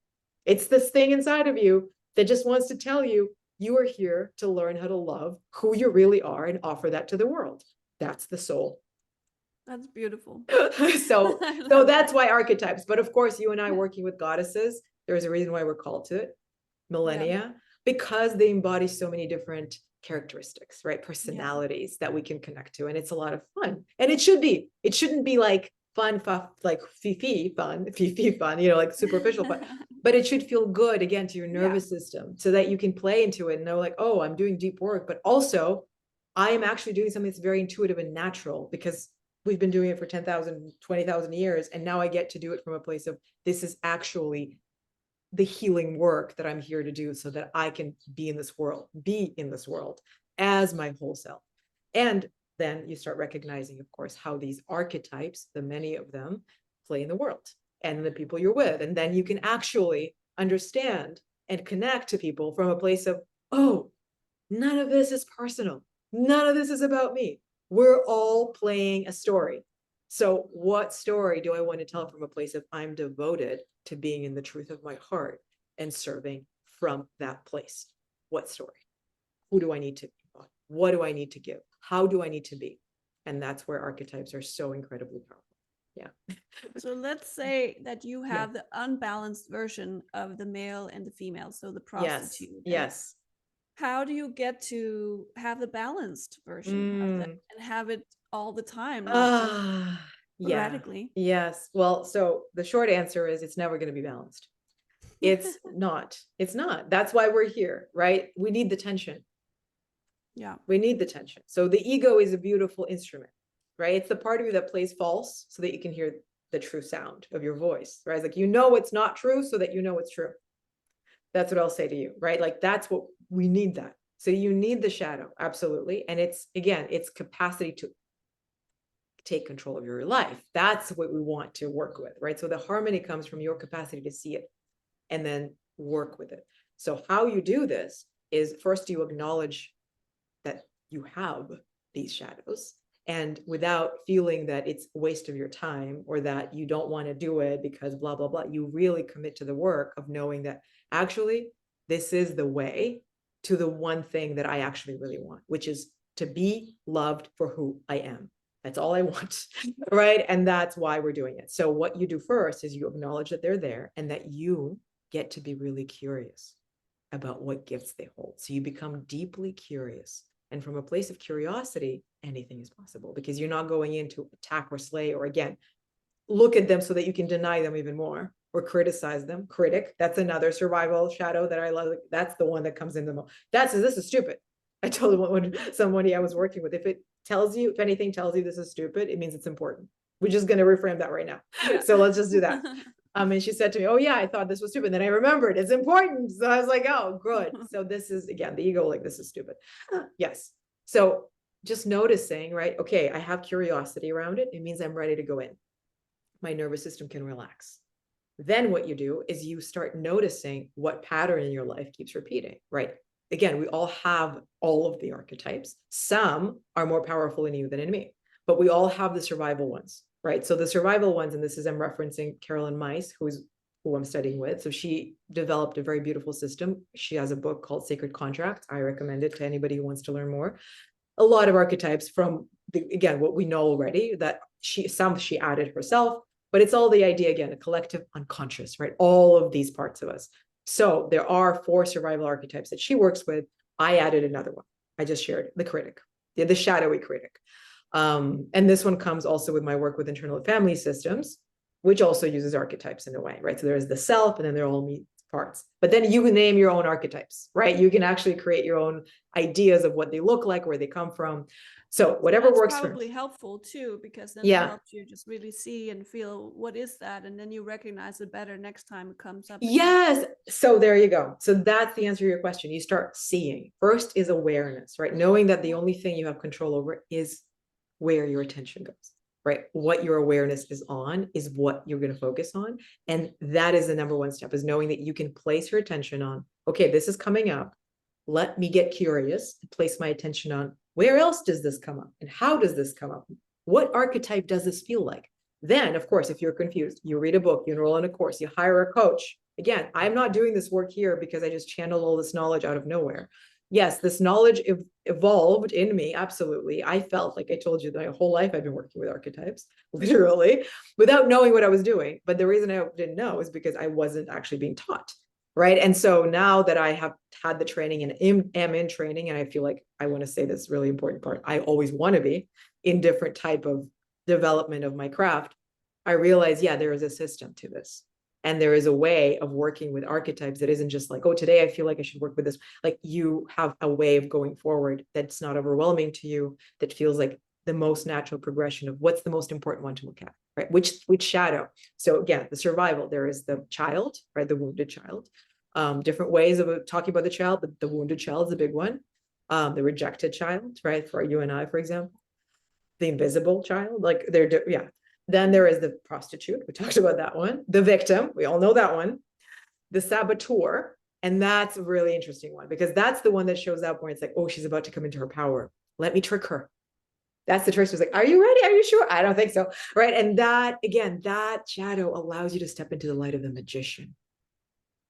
Because the saboteur thinks for you, right? He's like, oh, this could be great. Let me imagine this fantasy for you, right? Do this. And the magician says, I create. So the saboteur says, I'm going to imagine all this stuff. I'm going to fantasize these stuff. And it's not going to be the good kind of imagination. Right? I was like, oh, this is what you need. This is what you want. Just don't go into your power. Right? It's like, this is going to be safe. Again, always about safety and security, always. The magician says, no, I create my own world. The only way to be safe in this world is to give it your all and be who you are. Right? That's what the magician said. And I am the embodiment of anything is possible. Right. So again, that light archetype usually emerges through when you face a saboteur. So the part of you says, don't get up off the couch, keep eating ice cream, watching Netflix, you're no good for anything. That's a saboteur. They come together. There are other archetypes at play, right? They come as a team. But that one, big one, when you're like, I can't do anything, I don't know, I have no motivation. The magician is right there.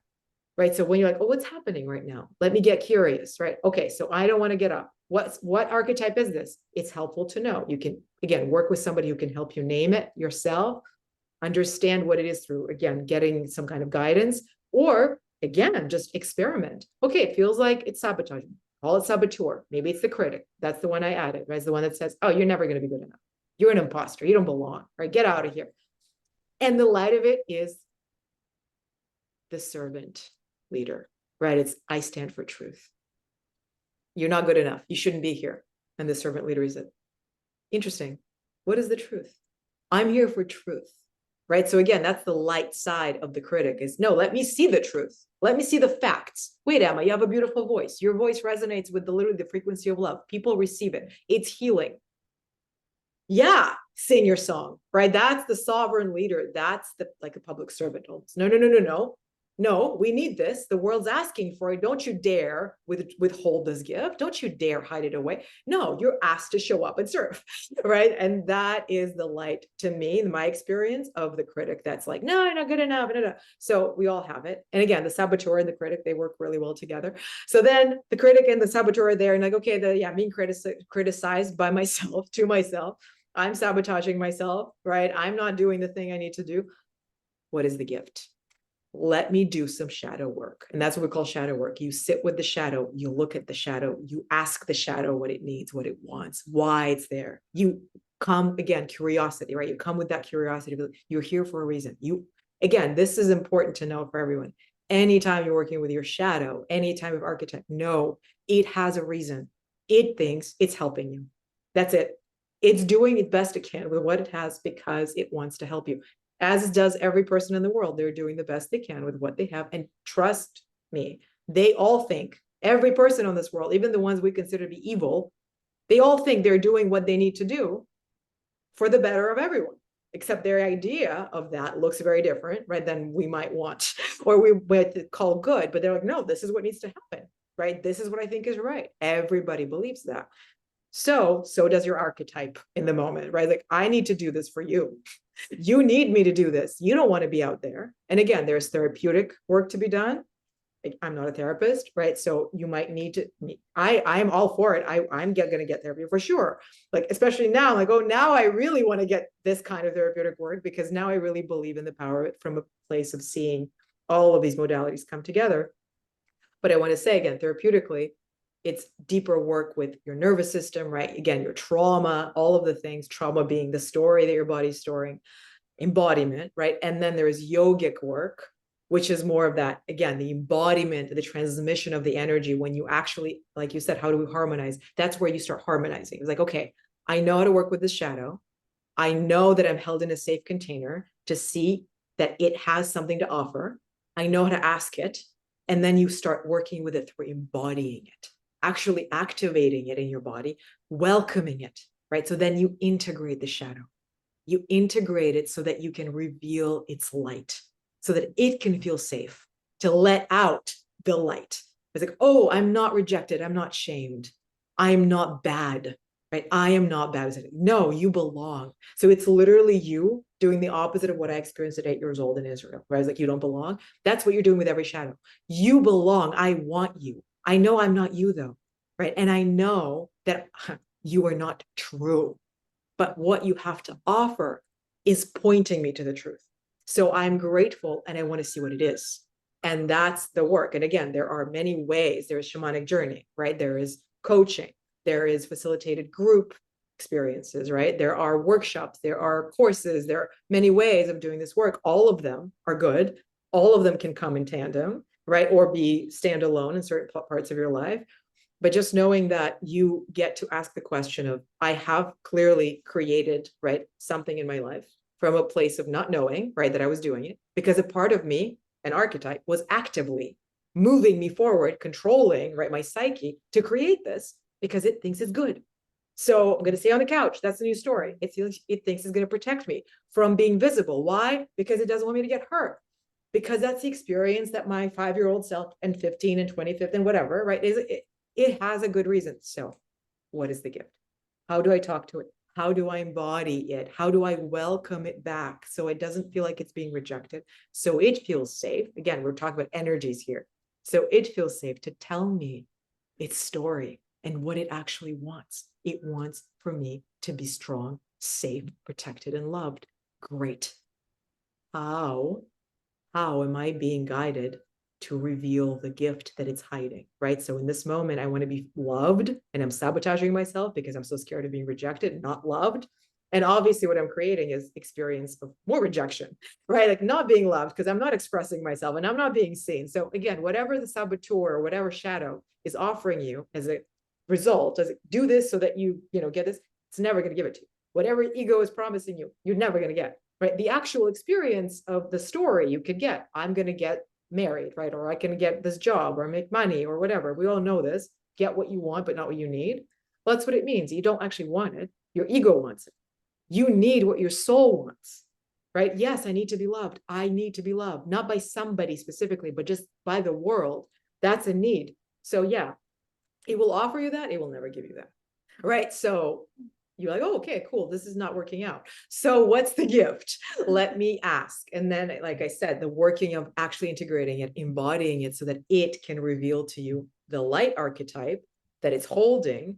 And then you can ask that archetype, right? You literally start you work with them as if they were beings inside of your body, right? As if they were energies, because they are, as if they were roles you get to play in the world, because you do. And you think of your whole body as it's like this movie, like a living, breathing movie that you get to play all the characters in, except of course you need to know what is your camera focused on. What are you actually showing? What are you looking at? So you write the story, you're the one in charge of the camera, right? And the zoom, and the focus, and you're the one actually showing the movie. Your body is the screen that transmits it. And so that is how you work with it. And of course, like what I just said, the embodiment part, right? That all of these pieces, it's essential that it becomes daily work. It doesn't have to be an hour a day. It doesn't have to be 20 minutes. It could be 5, but just the inquiry. And this is bringing back Eastern tradition, like self-inquiry, right? Again, that spiritual work of discovering the truth. it's the same, right? It's the simplest concept. It's the truth underneath any teaching. It's like, just figure out what's not true so you know what is, right? But this is a way of doing it that actually makes sense to the mind, feels good to the nervous system, and that you can do without feeling like, you need to go into that world and then come back to this one. You can actually walk in the world and literally tap into the embodiment of whatever archetype in that moment is of service, and notice the shadow that comes out. And how you know the difference, Emma, and I'll say this is one of the most important pieces that I'm learning, that literally your mind needs to just know, intuitively, but your mind doesn't know, is, again, working with your sexual energy, right? Working with your intuitive energy, which is your heart, right? Your gut and your heart, but your sexual energy is the fuel. Learning how to be safe in your body as the container, right? That screen that transmits everything, that has to be daily work. That has to be. So just don't worry about archetypes until you learn to connect to the energy in your body from that place. And again, sexual, healing or sacred sexuality, working with the feminine and the masculine, those are two archetypes, right? But knowing that you have to start at the very beginning to actually know what it's like to feel yourself in the body. Because it's like, I'm asking you to paint a picture, but you've never even seen the paints or the brushes you have in your back pocket because you've never known you had one, right? So it's like, let's discover what you feel in your body, what you have. Let's feel where you're blocked. Let's understand, right, what stories you've been living. Let's create for you a map of whatever archetypes are most present, right? Let's offer you a way to experiment and play, so that then you can do this work from a place of, okay, now I'm really going to zero in on this area of my life and this way that I'm behaving and this part that's calling my attention. And I'm really going to take this seriously, as if I am a surgeon going into the operating room. It's like, okay, I'm going to cut out this tumor.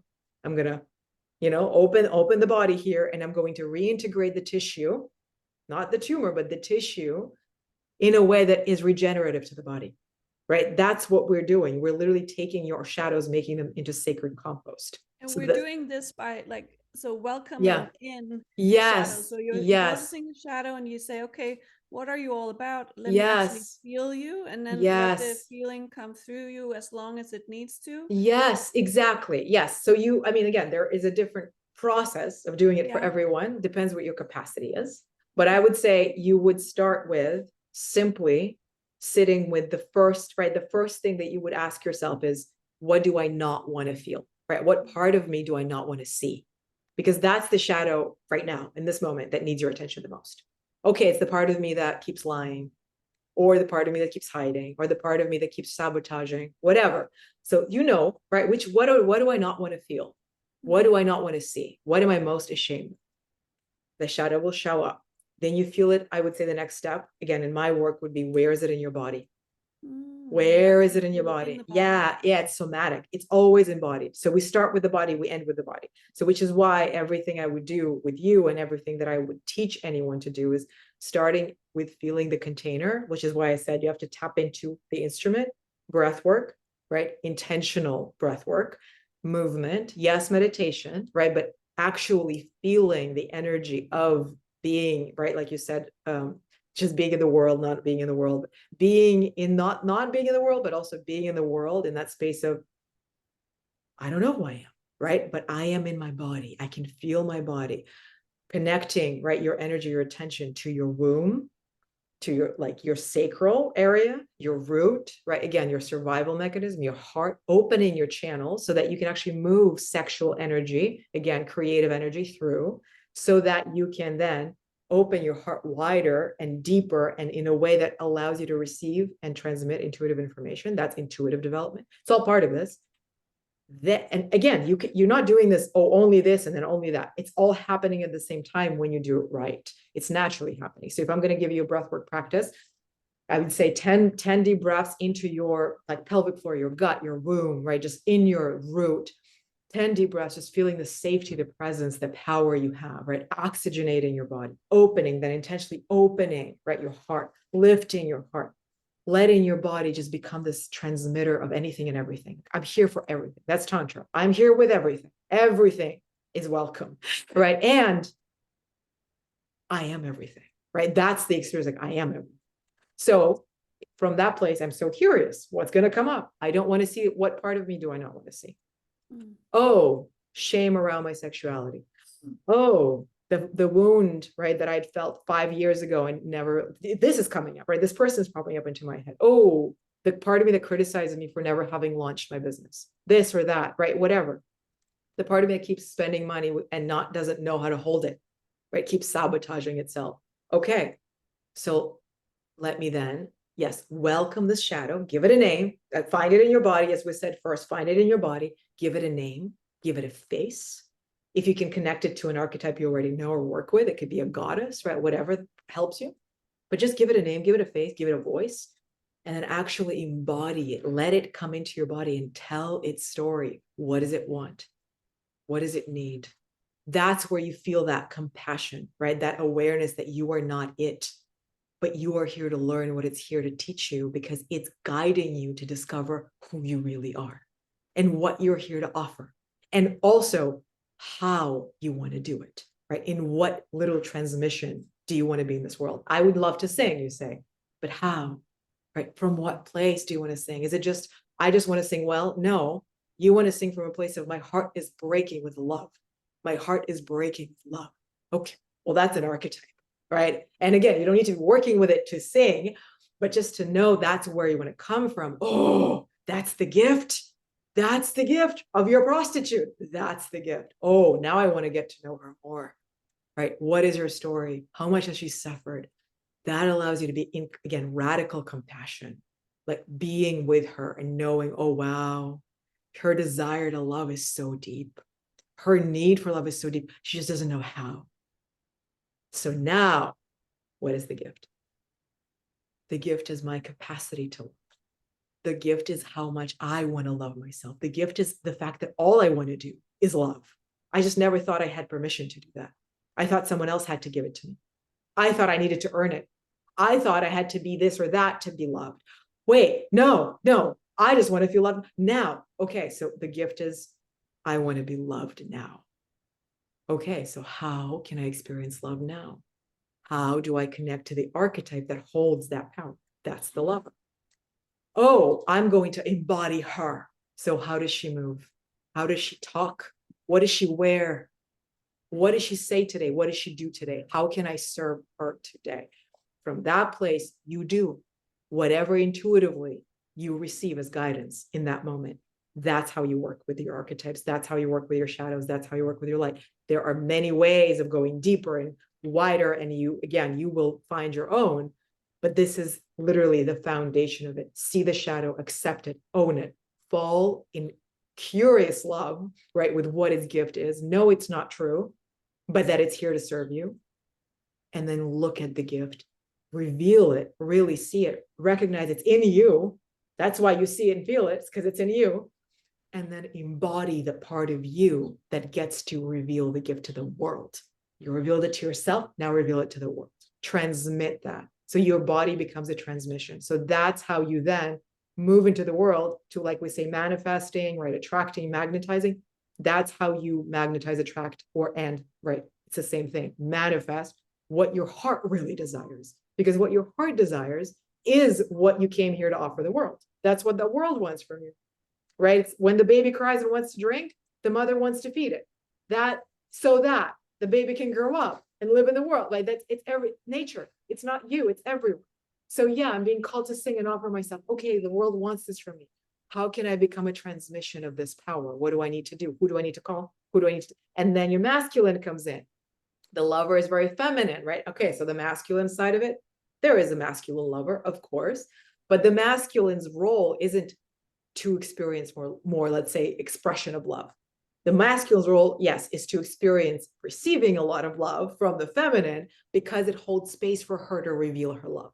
Does that make sense? It's like, I want to be washed with this love. I want to be I want to swim in this love because I get to create the container when the feminine can literally explode with love. And so your masculine would come in and say, okay, Emma, so I'm going to create a container. What do we need to do? When do you need to show up? Where do you need to show up? Who do you need to call? How do we need to create a day for you so that this day is aligned for the transmission of love that your feminine light self wants to reveal to the world? And again, working with the archetype of just the masculine and just the feminine is a very helpful place for people to start and see if they're out of balance, like you said. But yeah, we're always going to be out of balance because we're moving. But what we want to do is it's harmony, which means that sometimes we'll be more masculine, sometimes less masculine, sometimes more feminine, sometimes less. But the balance will never be achieved because balance means just stalemate, right? And there's always going to be fluctuation. What you want is harmony, and harmony actually includes, yes, being in the shadow, like nature. The hurricane, the tornado will show up and destroy what doesn't need to be there. Even if I think it should be there, nature knows what it's doing. So same thing, the shadow. Why? You're not looking at something. You're missing the point. You veered off the path, right? The trickster showed up. You did not notice. Why? Because there's more soul stamina for you to build. You need to go deeper, right? So again, every time you feel out of harmony, how you know is your body will show you when you're working with the body. You will feel it in your womb. You will feel it in your gut.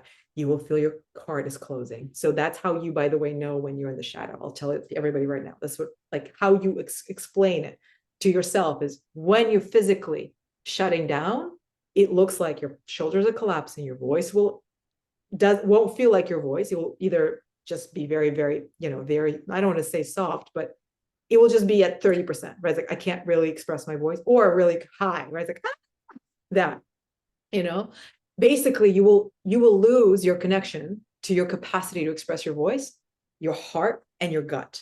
So your body will close down, like you're trying to protect yourself, because that's what happens when you're in the shadow. You're trying to protect yourself.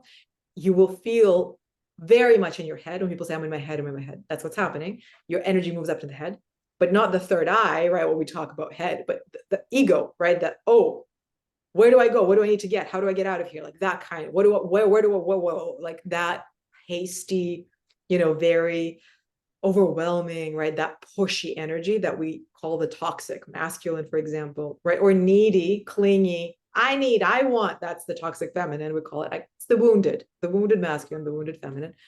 You go into your head and you're starting to spinning your wheels, right? You're starting to spin your wheels around the story, right? The story of survival. It's like, I need this, I can't get that. And you notice that when your body collapses, you're in your head, and you literally feel your breath is shallow, right? So you're not breathing your body. So your instrument basically has just been turned off. You've clogged it, and you've gone into the story, right? Of what you think and what you want. And it's not coming from your heart. It's not coming from your gut. It's not coming from any part of you that is actually aligned to the frequency of truth. But you will feel that. You will know that. If you know you're in the instrument, which you are, if you know, again, how to connect to your heart when you need, which practice, right? It takes practice. And the answer is always in your practice. And the more practice you do, again, the more it becomes a trait. It's just natural. Be like, oh, I'm disconnected. I can just feel it. My heart, what's going on? Oh, well, I'm about to do something that's literally just all about me trying to get something from the situation. Although I had these great intentions, in this moment, I got triggered and I just went into my little victim. Oh my God. How do you know? Your body shut down and you could feel it. So you know how to pause and you know what to do, right? And in that moment, that's how you create harmony. Is like, oh, what I need clearly is to be in my heart and actually see what it is that I need. Why am I going into victim? Where am I lacking awareness of what I need? Where am I not showing up for myself? Where am I being distracted? It's a call to action, right? And that's what harmony is. Harmony is the practice of tuning yourself to the frequency of truth all the time. All the time, all the time, all the time, all the time, literally all the time. It's never going to be over. It's not labor in a way that exhausts you. It will energize you, but it does take devotion. It does take commitment. It does take, again, practice to actually understand the practice and know what to do when, what practice to do when, and also understand that it's not about, again, the different esoteric and, sexy practices you do. It's the one that works for you. So like I said, 10 deep breaths of just, what do I not want to see? And just literally removing your body, making the choice to remove yourself from a place that is triggering you in some way, that somehow doesn't allow you to go into your heart. Again, make the choice. You're not 5 years old anymore. Hopefully you can say, I'm not going to be here right now. I'm going to go over there. Tune out of that so you can tune into your heart, right? Time out of here. And then ask, what am I not seeing? What do I need to do? What is the truth of my heart? And most importantly, how do I need to then open my body, right? So then you start lifting your body up, opening it, right? So that's the opposite of what you were experiencing when you were afraid. So that's how you know you're stepping into the heart.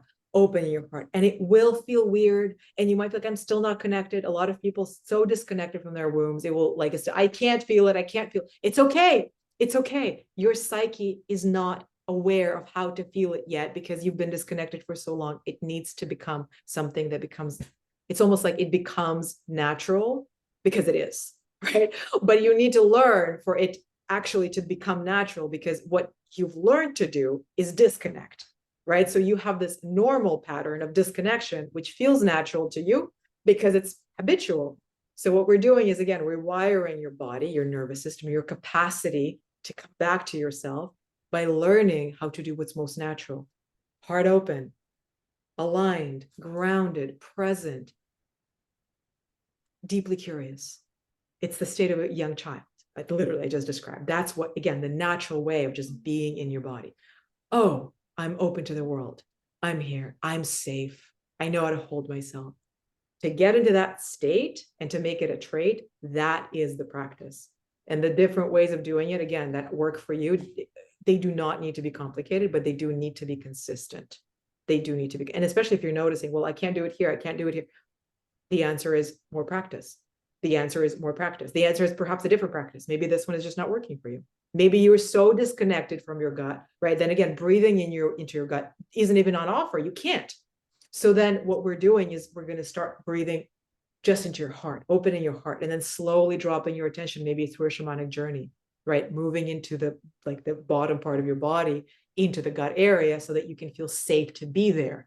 And then learning to breathe through that part of you, because now you can actually feel it and you're not scared of it, right? Again, the part of you, right, that's scared of it isn't you, but it's something in you decided it's not safe to live in that place, right? So for some reason you can't be there. We have to figure out what it is, right? The story doesn't matter, but the experience, right, the feeling matters. So again, sometimes the story can help, and we can go there as well. So that's what I would say. It starts there, it ends there. And you have a beautiful a YouTube video where you do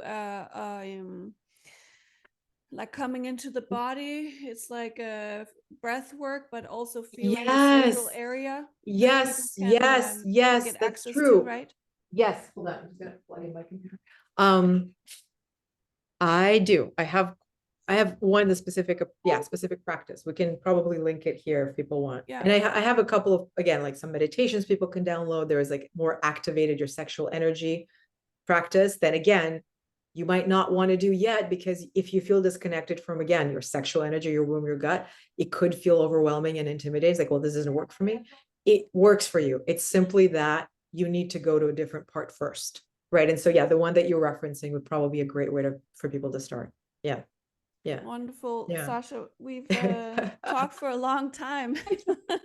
You were right. You were right. And I was wrong. I was like, we'll do this in an hour. Yes. But I want to make sure that that you leave people with everything that they should know about Oh. you, and where to find you, and if they want to connect with you as a coach or as an artist, Sure. let them know. Thank you. And thank you for being such an incredible interviewer and listener and space holder. I'm just like, I'm in reverence to the beautiful container you've created, Emma, really. Oh, Thank you. Thank you. It's my pleasure. It's Yeah. so interesting and so powerful, everything you're sharing. So I'm Thank so you. happy you wanted to be on here and share it with Yes. Yeah. the It's people such who a, listen here. I'm going to make sure more people listen. That's what I'm going to share this as much as I can. Not that I have that great big of a following, but I do know that my people would appreciate your work so deeply. Okay, so yeah, well, people could find me. My website, sashalipskaia.com. My name at Sasha Lipskaia is my handle on most platforms except for Facebook. It's Sasha. Well, you can type in Sasha Lipskaia and you'll find me. So add me as a friend, follow me. There's like a business page you can follow, but just add me as a friend. And my podcast, like you said, Emma, Being Brave with Sasha Lipskaia, where I do this with myself, and also I invite people to obviously share their stories. And I know that Emma is going to be a guest as well. Ooh, I didn't know Now that. you know. I know this. I know this. I Thank hope you. that you would welcome it, of course, if you don't Sure, want to. sure. I would love Okay, to. good, Yeah. good. I would love that. Thank you. So we'll organize that. So everybody listening, come listen to Emma on my podcast, where I will hopefully learn how to speak less as I'm interviewing her. And we will have a beautiful way to explore more of your story and everything you have to offer. But yeah, that's how people can find me. And again, I Yes. just thank you so much. I so appreciate you. My Yeah. pleasure. And thank you Yeah. so much. And we'll leave the links to everything in the show notes. Yeah. Mm. And yeah, Thank thank you you. so much, Sasha. We'll I talk love soon. you. Love you Yes. too. Yes. Bye. Thank you for listening, people out there in the ether. We love you, whoever you are, whoever you are. Yeah. Let us know what one takeaway you got from Yeah. this And check episode. out Sasha's podcast. She has so much on there and it's so interesting. Hmm. See you soon.